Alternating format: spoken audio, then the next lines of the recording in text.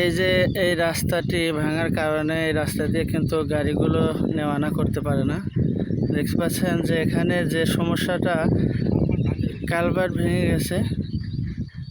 এই কালভার্টটা পুনর্নির্মাণের জন্য বারবার বলা হলেও এখনও কিন্তু সেই পরিমাণ কোনো ব্যবস্থা নেওয়া হচ্ছে না।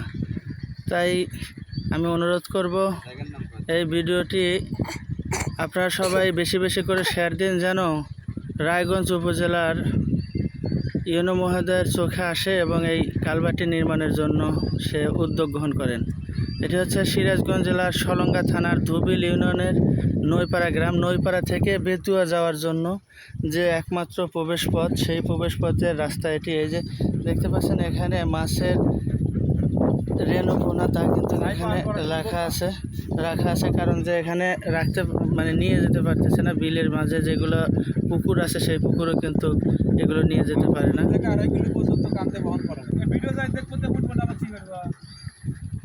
এলাকার মানুষকে বলছে না, এখানে 1 থেকে 4 কিলো, আর আমি বললাম যে 2 কিলো পর্যন্ত পাওয়া লাগতেছে। অবশ্যই পাওয়া লাগতেছে। আপনারা দেখেন যে অন্য পুকুরে যখন কি বলছেন 5 কিলো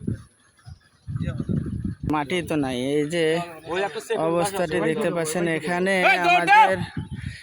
আমাদের এইটা কিন্তু খুব বিশেষ করে খুব দরকার। দেখতে পাচ্ছেন এই রাস্তাটি একজন হয়তো ফেসবুকে ঘোষণা দিছিল রাস্তাটি করে দিবে, তারপরে তাকে বলার পরেও কিন্তু সে এখন পর্যন্ত এই রাস্তাটি দেখেনি এবং করে দেয়নি।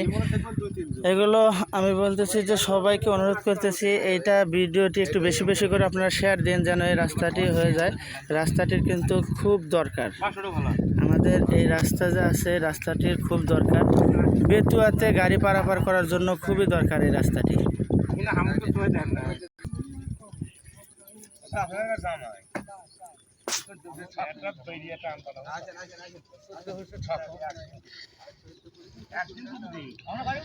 এই যে দেখতে পাচ্ছেন এইভাবে কি আসলে দেখেন গাড়িগুলো।